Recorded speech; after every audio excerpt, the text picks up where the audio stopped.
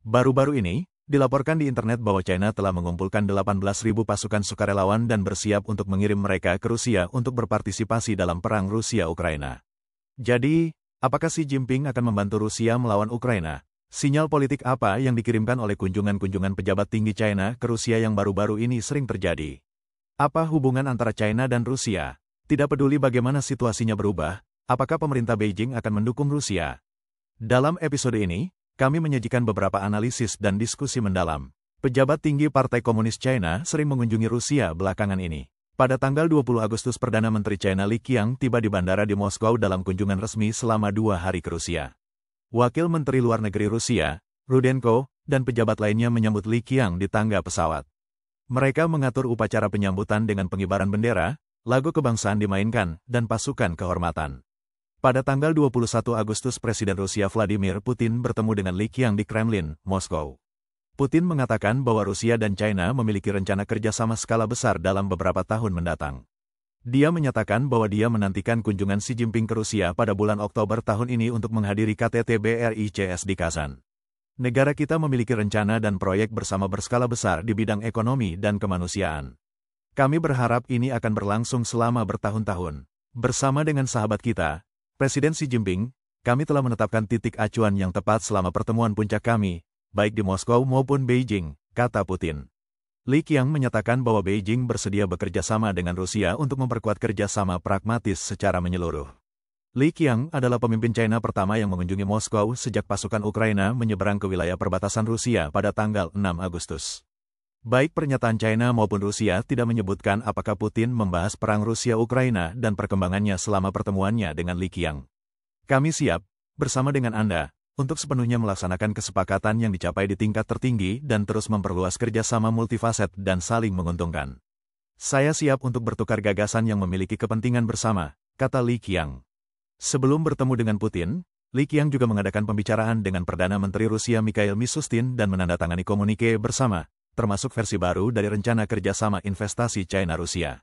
Kesepakatan ini mencakup dokumen kerjasama di bidang pendidikan, ilmu pengetahuan dan teknologi, industri kimia, konstruksi ramah lingkungan, pencarian dan penyelamatan maritim, transportasi kargo lintas batas, serta kemudahan pertukaran antar warga. Setelah kunjungan Perdana Menteri China Li Qiang ke Rusia, militer China segera menindaklanjutinya. Pada tanggal 23 Agustus delegasi Tentara Pembebasan Rakyat, yang dipimpin oleh Panglima Angkatan Darat China Li Qiaoming, tiba di Moskow untuk membahas kerjasama militer. Panglima Angkatan Darat Rusia, Oleg Salyukov, mencapai kesepakatan dengan delegasi tersebut untuk memperkuat kerjasama. Ia mengatakan, berkat upaya para pemimpin Rusia dan China, saat ini hubungan antara kedua negara kita telah mencapai tingkat tinggi yang belum pernah terjadi sebelumnya. Bagi kami, China adalah mitra strategis. Seperti biasa, di awal acara, delegasi yang dipimpin oleh Salyukov meletakkan karangan bunga di makam prajurit tak dikenal di Taman Alexander di luar tembok merah Kremlin. Selain itu, China juga mengirim 2 pejabat senior setingkat wakil negara yang menghadiri pertemuan resmi dari tanggal 19 hingga tanggal 20 Agustus. Wakil Perdana Menteri He Lifeng menghadiri pertemuan ke-28 Komite Pertemuan Rutin antara Perdana Menteri China dan Rusia di Moskow pada tanggal 19 Agustus. Anggota Dewan Negara, Chen Yiqin, juga memimpin pertemuan Komite Kerjasama Kemanusiaan China-Rusia di Moskow. Selain itu, pada tanggal 17 Agustus Wakil Menteri Luar Negeri China Ma Zhaosu mengadakan konsultasi dengan Menteri Luar Negeri Rusia Sergei Ryabkov di Beijing untuk bertukar pandangan mendalam tentang hubungan Sino-Rusia, stabilitas strategis global, kerjasama BRICS, dan masalah lainnya. Sinyal politik apa yang dikirimkan oleh kunjungan tingkat tinggi China ke Rusia? Dr. Zhang Tianliang, seorang profesor di Universitas Feitian di AS, menganalisis bahwa ada 4 sinyal utama. Pertama, Xi Jinping belum kehilangan kekuasaan, seperti yang dispekulasikan baru-baru ini di internet. Sebaliknya, Xi memiliki kekuasaan besar. Ketika para pejabat senior Partai Komunis China mengunjungi Rusia, Xi pastilah yang meminta mereka untuk pergi. Ya, mereka juga menjalankan kehendak Xi. Kedua, Xi percaya bahwa Putin tidak berada dalam bahaya yang mendesak. Tentara Ukraina telah memasuki Rusia, namun saat ini mereka tidak memiliki kemampuan untuk menyerang Moskow. Xi tidak akan mendukung Putin ketika masalahnya telah terselesaikan, tetapi hanya akan mendukungnya ketika posisinya tidak stabil. Ketiga, Partai Komunis China akan mengadopsi metode persuasi damai dan mendorong negosiasi di masa depan. Xi ingin meyakinkan Zelensky agar tidak menekan Putin terlalu keras dan kemudian meyakinkan Putin untuk menyerahkan sebagian wilayahnya dan mencapai kesepakatan dengan Ukraina. Keempat, alih-alih membantu Rusia melawan Ukraina, lebih baik melancarkan perang di Selat Taiwan untuk mengkoordinasikan operasi. Namun, Xi tidak berani menyerang Taiwan. Dari perang Rusia-Ukraina saat ini, kita dapat melihat bahwa teknologi militer Rusia sangat tertinggal, korupsi merajalela, efektivitas tempurnya sangat rendah, dan intelijennya sangat terbatas. Semua ini menjadi peringatan bagi Xi, yang tahu bahwa tentara China tidak sekuat tentara Rusia. Jika Putin tidak bisa menang dalam perang Rusia-Ukraina, Xi juga tidak bisa menang di Selat Taiwan. Lai Jianping, Ketua Front Demokratik Kanada, juga mengatakan bahwa interaksi yang sering terjadi antara China dan Rusia baru-baru ini memiliki dua dimensi, pragmatisme dan non-pragmatisme. Yang disebut non-pragmatisme berarti pemerintah China ingin menyatakan dukungan politik untuk Putin. Sekarang, perang Rusia-Ukraina telah memasuki tahap baru. Pada tahap ini, Rusia semakin terperosok dalam situasi yang tidak menguntungkan. Mereka membutuhkan dukungan psikologis, moral, dan spiritual untuk mencegah keruntuhan dan menghancurkan pertahanan psikologis mereka dalam situasi perang yang tidak menguntungkan ini. Yang disebut pragmatisme berarti bahwa pemerintah Beijing harus merencanakan, mempelajari, dan mendiskusikan apakah ada cara untuk memberikan dukungan ekonomi dan teknologi kepada Rusia tanpa menimbulkan reaksi yang terlalu besar. Bantuan semacam itu memungkinkan Rusia untuk melanjutkan perang. Komentator senior Lan Su menganalisis bahwa telah terjadi beberapa perubahan di medan perang antara Ukraina dan Rusia baru-baru ini. Untuk menghindari sanksi dari Barat, China telah menghentikan bank-bank kecil dan beberapa wilayah memberikan layanan untuk perdagangan China-Rusia. Di masa depan, perdagangan antara China dan Rusia akan terus berlanjut berdasarkan metode barter. Partai Komunis China akan tetap menggunakan metode ini untuk menghindari sanksi Barat dan terus mendukung perang Rusia di Ukraina. Dalam situasi ini, China dan Rusia mungkin akan menghadapi serangkaian masalah ekonomi dan perdagangan yang memerlukan koordinasi tingkat tinggi dari kedua belah pihak. Selain itu, Ukraina sedang membuka medan perang baru di Rusia. Saat ini, Putin berada di bawah tekanan besar. Langkah besar apa yang akan diambil Putin selanjutnya? Dia juga perlu menyelesaikan masalah dengan Beijing. Namun, tidak tepat bagi Putin untuk meninggalkan Moskow dan mengunjungi Beijing saat ini. Oleh karena itu, dikatakan bahwa Partai Komunis China terus mengirim pejabat tingkat tinggi ke Moskow untuk mencari tahu apa yang akan dilakukan Putin selanjutnya. Putin juga membutuhkan dukungan dari Beijing. Jadi, kontak tingkat tinggi antara China dan Rusia saat ini sangat erat, tetapi tidak ada alasan besar bagi Xi dan Putin untuk bertemu langsung. Apakah Xi akan mengirim pasukan untuk membantu Rusia melawan Ukraina? Dr. Zhang Tianliang percaya bahwa Xi tidak akan mengirim pasukan, dan dia tidak berani ikut serta dalam perang Rusia-Ukraina karena konsekuensinya akan serius. Saat ini, China memberi Rusia pasokan manufaktur senjata, seperti peralatan mesin, chip, dan produk kimia untuk pembuatan amunisi. Langkah ini telah membuat marah AS. AS telah memberikan peringatan keras kepada Partai Komunis China bahwa jika mereka terus mendukung Rusia, mereka akan menghadapi sanksi berat. Namun, produser televisi independen Amerika, Lee Jun, mengatakan bahwa Kim Jong-un dari Korea Utara mungkin akan mengirim pasukan insinyur militer untuk ikut serta dalam perang Ukraina dengan dukungan dari China. Saat ini, Rusia memproduksi sekitar 4 hingga 5 juta peluru artileri per tahun. Mulai akhir tahun 2023, Korea Utara juga mulai menjual sejumlah besar amunisi ke Rusia. Menurut laporan media Barat, kapal kargo besar Rusia terus berlayar antara Rusia dan Korea Utara. Diperkirakan sekitar 11.000 kontainer amunisi telah dikirim ke Rusia, yang mencakup setidaknya 1 juta peluru artileri serta rudal jarak pendek dengan jangkauan 700 km. Pada tanggal 27 Juni ada berita online bahwa Kim Jong-un mungkin akan mengirim korps insinyur militer untuk ikut serta dalam perang di Ukraina karena kedua negara telah membentuk aliansi militer. Putin tentu berharap Korea Utara akan mengirimkan pasukan. Dikatakan bahwa Putin telah mengeluarkan undangan beberapa bulan yang lalu, berharap agar Korea Utara dapat mengirimkan pasukan ke Ukraina untuk membantu. Sekarang ada kabar bahwa Korea Utara akan mengirim 4 brigade insinyur tempur, sekitar 20.000 orang, ke Ukraina untuk membantu Rusia dalam pekerjaan pemulihan dan rekonstruksi. Lebih mengejutkan lagi, dilaporkan bahwa Rusia telah menyiapkan 115 juta dolar AS sebagai kompensasi untuk tentara Korea Utara. Ini sungguh luar biasa. Kim Jong-un sangat membutuhkan dolar AS, dan dia tidak peduli berapa banyak tentara yang tewas. Jika berita ini benar, Kim Jong-un mungkin memang akan mengirimkan pasukan.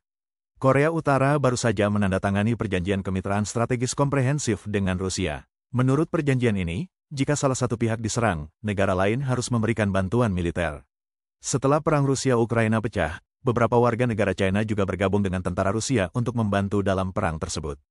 Yang paling terkenal adalah seorang pemuda bernama Zhao Rui, yang pergi ke pos rekrutmen militer Rusia untuk mendaftar pada September tahun 2023. Dia mengklaim di media sosialnya bahwa dia bergabung dengan tentara Rusia bersama lebih dari 100 rekannya dari China dan ditempatkan di berbagai unit militer untuk ikut serta dalam pertempuran. Kemudian, dia merilis video yang mengimbau orang-orang untuk bersikap bijaksana dan tidak datang ke medan perang. Situasi saat ini lebih kejam dari yang dibayangkan. Jika Anda ingin ikut serta dalam perang Rusia-Ukraina, lakukan sendiri. Jangan memposting video untuk menipu orang-orang di negara ini yang tidak tahu situasi sebenarnya. Berhenti percaya pada penipu online yang tidak berperasaan dan menipu. Perang hanya membawa kehancuran bagi umat manusia. Kita, orang China, seharusnya tidak datang ke sini lagi. Saya tidak ingin Anda ditipu oleh mereka yang ingin mendapatkan jumlah pengunjung di internet dan membiarkan Anda mati. Saya harap semua orang memiliki sedikit hati nurani. Pada akhirnya, Zhao Rui tewas oleh drone Ukraina pada tanggal 29 November. Berita kematiannya terungkap pada bulan Desember. Dia adalah sukarelawan asing pertama dari China yang dikonfirmasi tewas dalam aksi tersebut, dan namanya dipublikasikan sejak pecahnya perang Rusia-Ukraina. Bergabung dengannya dalam perang adalah seorang warga negara China bernama Zhou Ziqiang, yang mengakui bahwa dia bergabung dengan tentara Rusia hanya untuk gaji sebesar 20.000 yuan, setara dengan $2.800. Namun, dia mengatakan, "Sekarang, saya diperlakukan sebagai bagian dari pasukan bunuh diri. Orang Rusia tidak menganggap kami sebagai manusia. Kami tidak berbeda dari pasukan bunuh diri. Saya terkena 7 bom drone, tetapi saya selamat karena takdir saya." Ada juga berita bahwa seorang sukarelawan China meminta bantuan dari Kedutaan Besar China, berharap dapat membatalkan kontraknya dengan tentara Rusia dan pulang ke rumah. Namun, permintaannya ditolak, dan akun Douyin-nya juga diblokir. Di sisi lain, sebuah video pro PKC muncul dari kota Tangshan, Provinsi Hebei, China, yang mengklaim bahwa individu tersebut akan bergabung dalam perang Rusia-Ukraina sebagai bagian dari pasukan sukarelawan. "Kami adalah tim kecil dari kota Tangshan, Provinsi Hebei, China, yang mendukung Rusia. Ini adalah kepala staf kami, dan ini adalah komisaris politik kami. Kami akan pergi ke Rusia untuk mengikuti pelatihan tentara reguler. Salah satu tujuannya adalah untuk meningkatkan persahabatan China-Rusia. Selain itu, kami berharap dapat meningkatkan kualitas kami secara keseluruhan. Kami selalu siap untuk melawan hegemoni, agresi, dan provokasi negara-negara barat." Seperti pepatah lama China, siapapun yang menyinggung China akan dihukum, tidak peduli seberapa jauhnya. Tujuan perjalanan kami adalah melatih diri sendiri, dan kemudian meningkatkan persahabatan. Sejarah 5.000 tahun China memberitahu kita bahwa meskipun dunia damai, akan berbahaya jika kita lupa untuk berperang. Hubungan antara China dan Rusia adalah tentang memperdalam saling percaya, tetapi tidak pernah melupakan kecurigaan. Tidak peduli bagaimana situasi berubah, akankah pemerintah Beijing mendukung Rusia tanpa batas? Mari kita tinjau. Selama dekade terakhir, kepala negara China dan Rusia telah bertemu beberapa kali. Sejak tanggal 22 Maret tahun 2013, Xi Jinping dan Putin telah bertemu sebanyak 12 kali. Lokasi pertemuan tersebut adalah 5 kali di Moskow, 5 kali di Beijing, sekali di Shanghai, dan sekali di Vladivostok. Pertemuan terbaru terjadi pada tanggal 16 Mei ketika Xi Jinping bertemu dengan Putin di Beijing sebagai presiden. Keduanya membahas tentang memperdalam kemitraan koordinasi strategis komprehensif dan secara bersama-sama menandatangani serta menerbitkan kerjasama kemitraan strategis komprehensif untuk menandai peringatan 75 tahun berdirinya hubungan diplomatik antara kedua negara. Menurut laporan Free Asia, hubungan antara China dan Rusia telah berubah dari persahabatan tanpa batas menjadi perang tanpa dasar. Ini adalah hubungan yang terus memperdalam saling kepercayaan, tetapi juga dipenuhi dengan kecurigaan yang tak terlupakan. Meskipun hubungan Sino-Rusia tanpa diragukan lagi telah menjadi lebih dekat dalam beberapa tahun terakhir, dokumen-dokumen yang baru saja diungkapkan menunjukkan bahwa militer Rusia masih khawatir bahwa kebangkitan China yang kuat dapat mengancam kedaulatan teritorialnya. Pakar militer Rusia, Alexei Arbatov, mengungkapkan di situs komentar politik Rusia bahwa di pihak China, beberapa dari 50 rudal balistik berbasis darat mungkin diarahkan ke wilayah Rusia di Eropa. Rudal balistik jarak menengah yang terletak di wilayah militer utara Shenyang dan Lanzhou, serta 150 rudal taktis dan jelajah berbasis darat, secara jelas diarahkan ke Siberia dan Timur Jauh. Di sisi lain, Guo Jun, pemimpin redaksi The Epoch Times, percaya bahwa apakah Xi Jinping akan mendukung Rusia tanpa batas bergantung sepenuhnya pada perubahan situasi. Partai Komunis China, PKC, menyadari bahwa meskipun mereka bersatu dengan Rusia, mustahil mengubah situasi dunia saat ini dan mematahkan dominasi AS dan Barat dalam urusan global. Baru-baru ini, Beberapa perubahan halus terjadi dalam beberapa kebijakan PKC. Para pemimpin PKC, termasuk Mao Zedong, sangat pragmatis. Mereka mengikuti angin dan mengarahkan kapal saat situasi tidak menguntungkan. Ini adalah salah satu tradisi mereka. Saya pikir Xi Jinping juga akan menjadi karakter semacam itu, kata Guo Jun. Meskipun beberapa orang berpikir dia sangat keras kepala, dia sebenarnya seorang pragmatis, atau kita bisa mengatakan dia sangat utilitarian. Dengan kata lain, apakah PKC akan mendukung Rusia secara penuh dan tanpa syarat di masa depan akan sepenuhnya bergantung pada perubahan situasi. Guo Jun juga mengatakan bahwa guncangan besar yang ditimbulkan Ukraina terhadap Rusia kali ini pasti merupakan awal dari perubahan besar. Banyak orang sudah melihat bahwa perubahan besar ini akan terjadi. Ini hanya masalah waktu, bagaimana prosesnya, dan apa akibatnya. Setiap orang mungkin memiliki pemahamannya sendiri, tetapi banyak orang sepakat bahwa perubahan besar akan terjadi.